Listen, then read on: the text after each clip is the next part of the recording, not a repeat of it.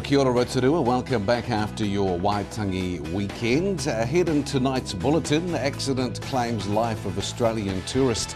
Tai Eru replaces the late Hawea Virko, and Rotorua gaining popularity as a rugby league stronghold. Those stories and more just ahead tonight on City News. Rotorua police are continuing their investigation into a fatal accident which claimed the life of an Australian tourist. The incident took place at about 4 p.m. Friday afternoon when the male tourist's car crashed at slow speed into a parked vehicle on Rangiuru Street in the central city. Senior Sergeant Denton Grimes says an existing medical condition may have been a catalyst for the fatal accident. Former Environment Bay of Plenty Councillor Tai Eru has been appointed to fill the seat left vacant by the sudden death of Hawea Virko last year. Mr Eru will represent the Okure constituency until the next local government election in October, when the seat will be open to be contested.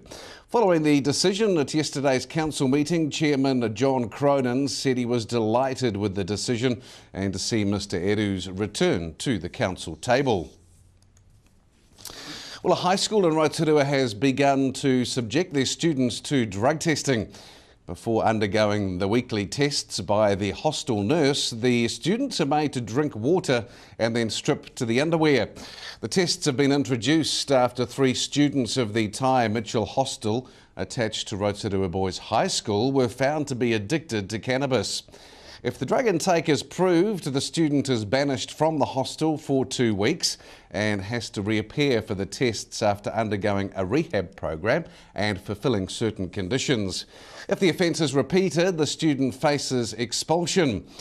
The school itself has produced several sportsmen of repute, and the sudden drug testing has angered some parents.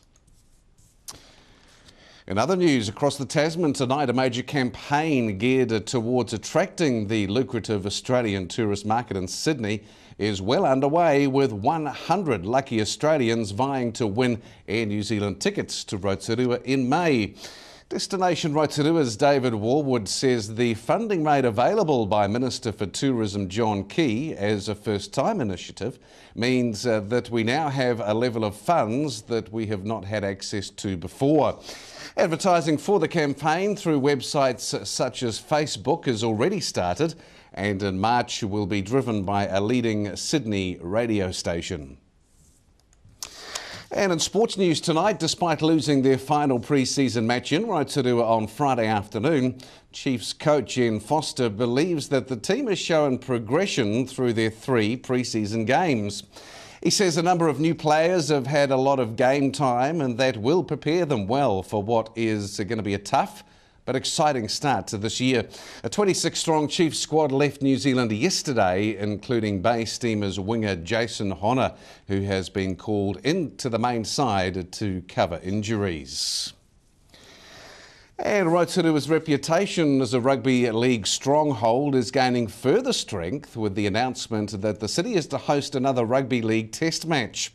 New Zealand's Kiwis team will come up against Papua New Guinea at Rotorua's International Stadium on the 30th of October as part of this year's 4 Nations Championship, which also features Australia and England.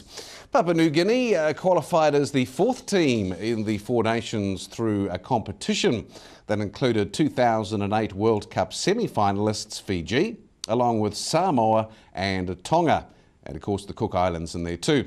On the way to qualifying, they defeated Tonga, the team that had given the Kiwis a good run in the Rotorua Test match only weeks before.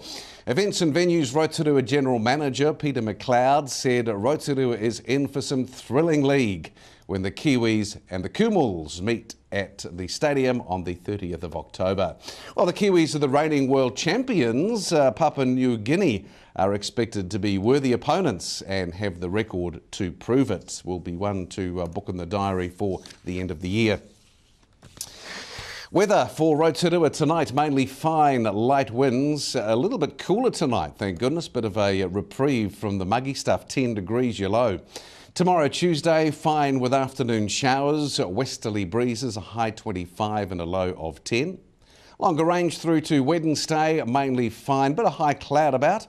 Southwest winds a high 23 and a low of 11. And if you are boating, Lake Rotorua tomorrow, variable winds 5 knots becoming northerly 10 in the afternoon. They will then tend westerly by evening. Waves less than half a metre, a few afternoon showers to wet the lakes tomorrow. If you did miss any of tonight's bulletin, watch it again. Simply log on to tvrotorua.co.nz. Just on the right-hand side of the main webpage, you'll see a link that says View Latest City News. Watch the bulletin again. And the link just below that, the chance to catch up on all the latest Rotorua events in the next couple of weeks. Stay with us. Still to come for a Monday night, Kevin Rodder from Mitre 10 is in talking Ladies' Night. Phoebe Hunt tells of her trip to Copenhagen and the Global Climate Change Conference. And Maya catches up with the Creative Communities Rotorua. City News continues right after this break.